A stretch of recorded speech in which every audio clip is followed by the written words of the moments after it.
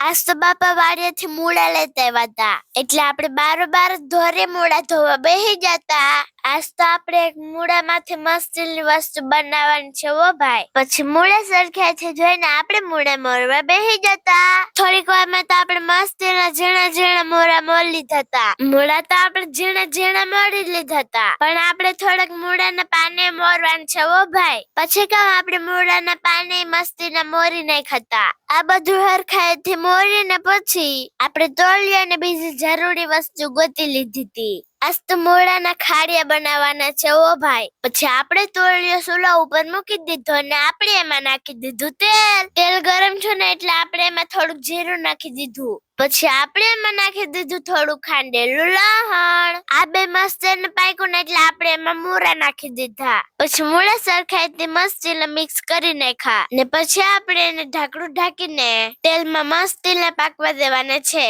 પછી થોડીક વારમાં મૂળા મસ્તીને પાકી જતા હો ને પછી આપણે એમાં નાખી દીધા મૂળાના પાન નાખીને પછી આપણે બધું મસ્તીનું મિક્સ કરી નાખ્યું. તમને આ મૂળાના ખારિયા ભાવે કે નહીં કમેન્ટ કરીને કહીજો ને. પછી આ બધીને આપણે થોડીક વાર પાકવા દેવાના છે.